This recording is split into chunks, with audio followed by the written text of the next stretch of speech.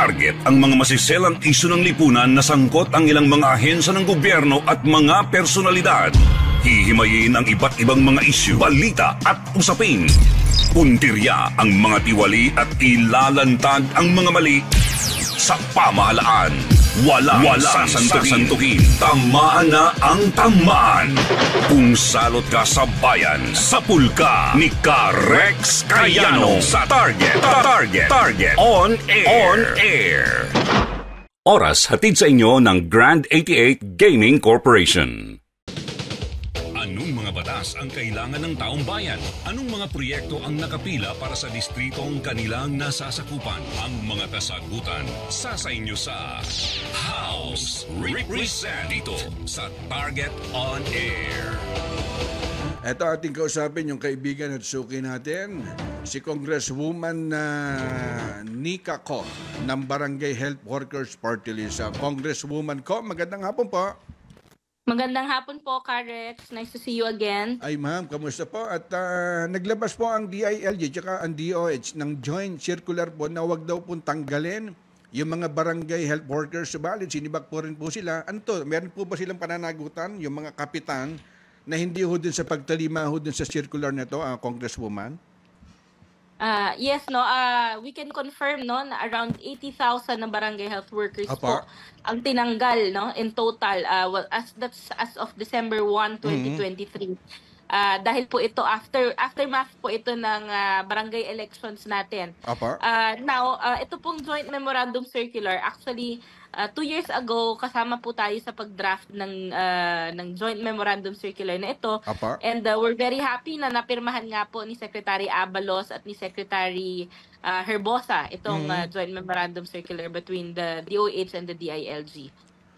Ito po ang nagsasabi na hindi po maaaring tanggalin ang ating mga BHWs.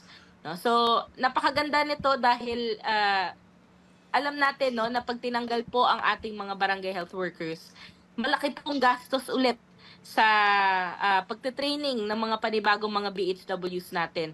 Ang pag nagpalit, no? This is around 7,000 to 7,500 pesos po kada BHW. So kung imumultiply po natin sa 80,000, that's 600 million pesos po na panibagong gastos po ito ng gobyerno kung sakaling papalitan ang ating mga barangay health workers na tinanggal. Opo, at napakalaking pondo na naman po yan. At yung mga nakagawian po kasi ma'am kapag eleksyon, may mga pangakong trabaho, kapalit po yung suporta po sa kanila.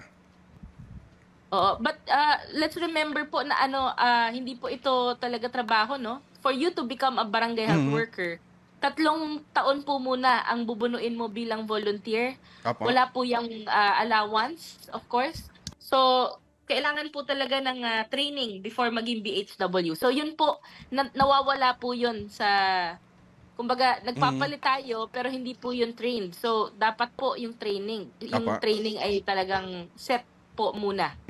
Ano to ma'am, maaari bang magsampa ho ng reklamo yung mga natanggal ho na BH workers? Batay ho dun sa datos po na nasa 4 years na ho silang tatrabaho? Yes, definitely po, no.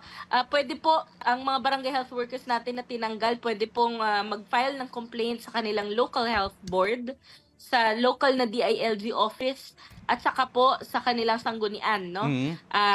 Para po official na may complaint na document ang ating mga BHWs, lalong-lalo na po yung mga tinanggal na yung walang kadahilanan or walang due process.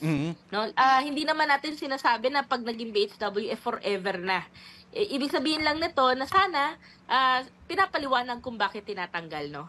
Ang mga reason po na pwede ay pagka gumawa ng illegal, o kaya hindi talaga nagpe-perform si BHW, o kaya naman may tawag dito, hindi na mentally fit, physically fit, then and there po, yon pwede sigurong matanggal. Pero otherwise, kung bigla lang pong tinanggal ng walang rason at mabilisan, walang due process, ay hindi po yun maaari. Tama po ma'am. At hindi naman po lingid po sa kalawan po natin na kulang talaga. Kumbaga, kulang po tayo sa mga barangay health workers. Subalit ito tayo, kumbaga, sa halip na magdagdag, tila ho nagbabawas pa ho tayo. Sila rin po yung mga sumusunod, lalo na ho dun sa mga liblib na lugar. Kami, kada mag-iikot po, kumbaga, napakalaking tulong po nila.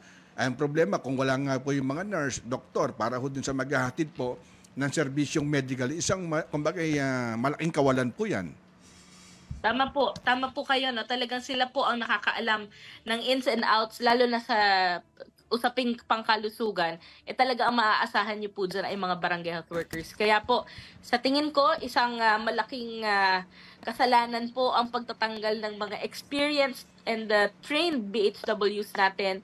Kasi po ang pinakakawawa po dyan ay yung taong bayan.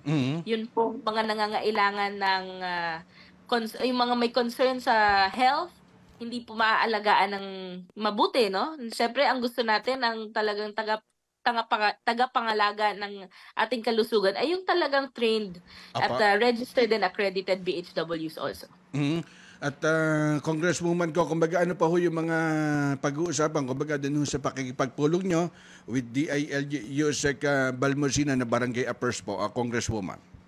Yes, we're very thankful kay Yusek Balmosina, of course, to Secretary Abalos also, at na talaga pong in support po sila ng retention ng ating mga barangay health workers kasi po alam nila kung gaano kalaking gastos po ito kung sakali pong tatanggalin at magpapanibago po tayo ng training. Siyempre hindi naman masama talaga magdagdag ng BHW kasi talagang kulang, no? Pero para tanggalin po yung mga eksperyensado na mga BHW ay talaga pong it's very frustrating for all of us. Yes. Apo, ma'am, may mga text dito. Nagpapasalamat po yung mga kabarangay ko sa Barangay San Isidro. Nabigyan po nung health insurance doon po sa Barangay Health Workers Insurance Card. Napakalaking tulong po, ma'am. Sila po yung nagpapaabot po ng pasalamat po sa inyong tanggapan. Ang BHW party list po talaga ay at your service sa lahat po ng ating mga BHW at mga health workers alike. Opo, ma'am, baka meron po kayong mensahe at go ahead po, Congresswoman. Sa atin po mga BHWs, lalong-lalo na po yung mga tinanggal, huwag pong mag-atubiling mag-message sa aming opisina. Yan po ay makikita po sa ating Facebook page, BHW Philippines. Nandun din po ang ating hotline number sa mga nangangailangan, no? Hindi lang sa mga BHWs, lalong-lalo na yung mga nangangailangang medical assistance. Pwede po naming tulungan. Mahahanap nyo rin po yan sa BHW Philippines page sa Facebook. Apa, salamat. At salamat po, Karex. Salamat po. Apa, salamat po, Congresswoman Nika Con ng Barangay Health Workers Party List. Kong, ingat po palagi. Maraming salamat po. Anong mga batas ang kailangan ng taong bayan? Anong mga proyekto ang nakapila para sa distritong kanilang nasasakupan? Ang mga kasagutan sa inyo sa House Represent dito sa Target On Air. Oras hatid sa inyo ng Grand 88 Gaming Corporation. Sumainyo ang isa na namang makabuluhang edisyon ng Target On Air. Kasama si Karex Kayanong. Abangan muli bukas alas 3 hanggang alas 4 ng hapon. Kung salot ka sa bayan, ikaw ang isusunod ni Karex Kayanong na Target On Air. Nangunguna sa balita, impormasyon, musika, komentaryo at serbisyo publiko. Ito ang DZME 1530. Una sa kanan, ang himpilang may paninindigan.